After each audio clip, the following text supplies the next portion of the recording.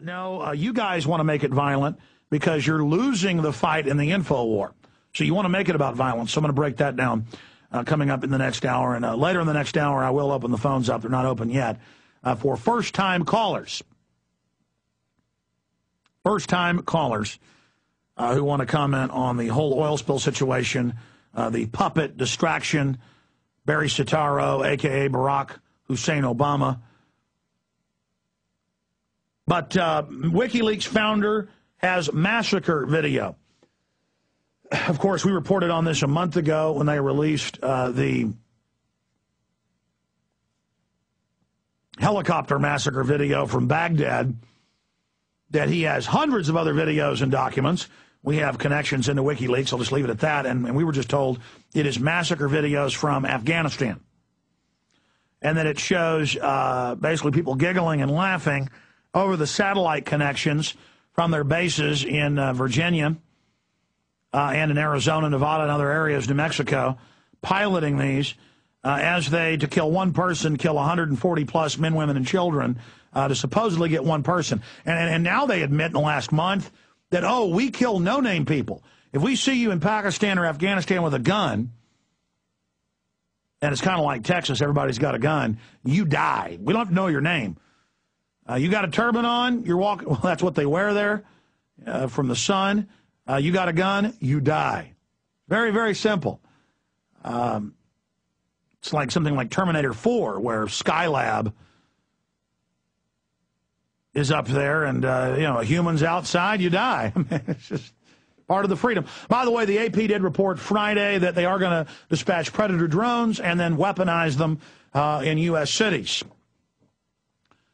So you run from the cops now. How about a hellfire up your six? WikiLeaks founder has massacre video.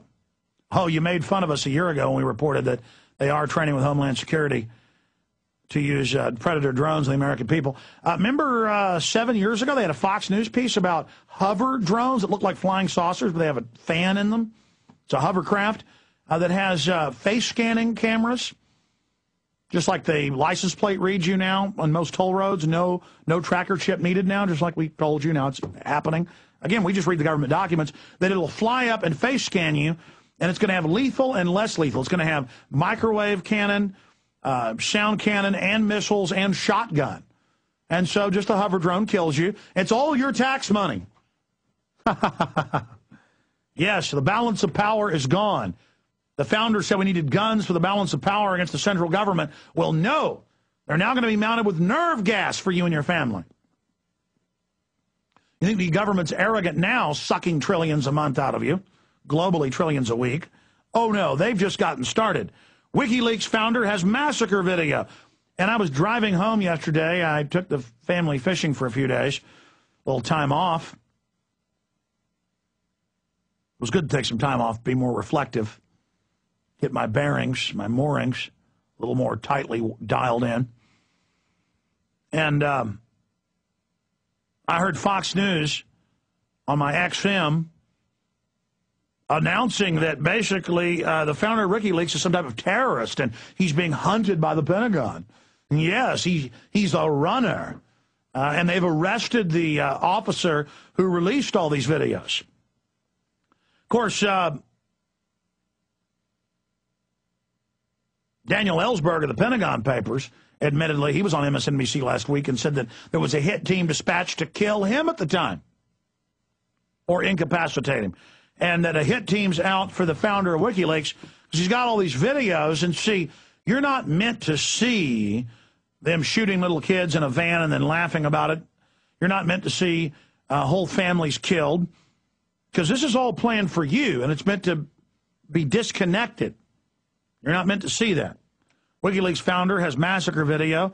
This is up on prisonplanet.com, Infowars.com. After several days underground, the founder of the secretive website WikiLeaks has gone public to disclose that he is preparing to release a classified Pentagon video of a U.S. airstrike in Afghanistan last year that has left as many as 140 civilians dead, most of them children and teenagers.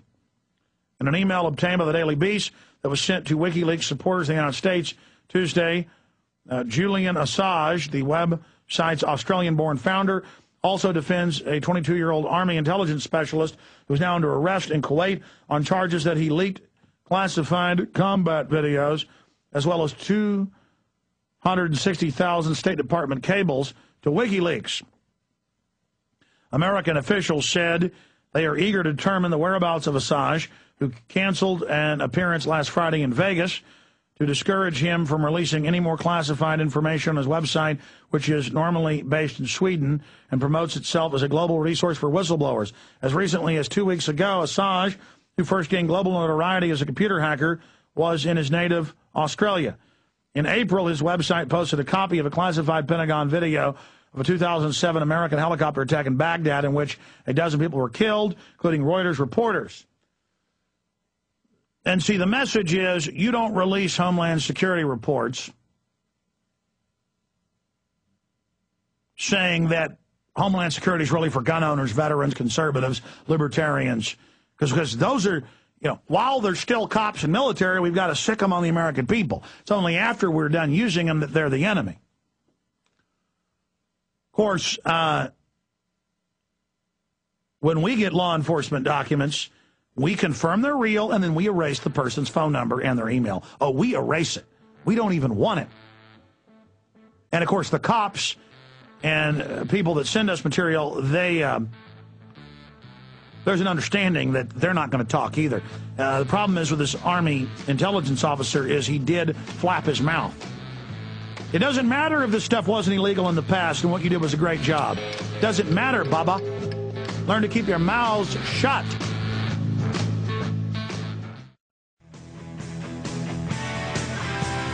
If you watch the movie Charlie Wilson's War about the congressman, it's a total fabrication. It's absolute lie. Of course, it's been declassified 2 years ago. Zbigniew Brzezinski also published a book the same year bragging that in 1979, the CIA created the Mujahideen and Al-Qaeda and had them start attacking the bordering nations north of Afghanistan, the belly of the USSR. And then the Russians responded and came in, and they were tyrants as well. People always think of this side's good and that side's bad. No. How about both sides are completely evil? Because both sides say, well, we've got to be more evil than the other side. We've got to engage in every dirty trick out there to beat the evil for the greater good. And then you've compromised and it's all over. That's how the road to hell is paved, is compromise.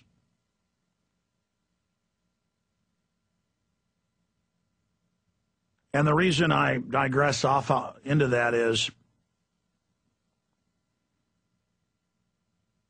well, it doesn't even matter. I was just going to go off into a whole story about Charlie Wilson's War and how in the movie with Tom Hanks, they show him by the mid-'80s funding it and that he was the guy behind it. Just total baloney. Total fraud. And that the CIA didn't want to be involved and had to be shown by one little group of analysts. It's just all lies. On record, it's all lies. I mean, Brzezinski's written a whole book about bragging about how they started the war with the Soviets.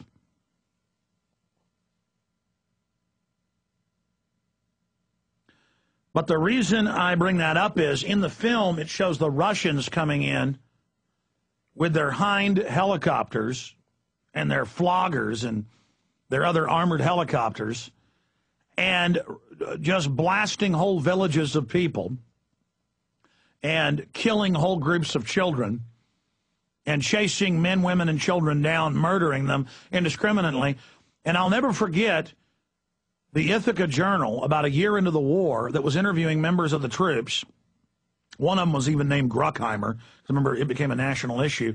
And they said, yeah, we go into villages and we line the men, women, and children up, and we kill every one of them.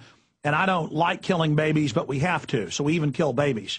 And the Pentagon came out on Fox News and said, well, to be clear, we only kill the babies in certain villages.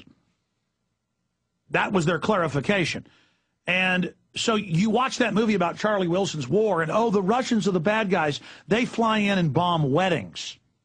And then meanwhile, it's admitted that the CIA particularly likes to target weddings to kill a whole bunch of high-value targets at one time, and they just call it collateral damage.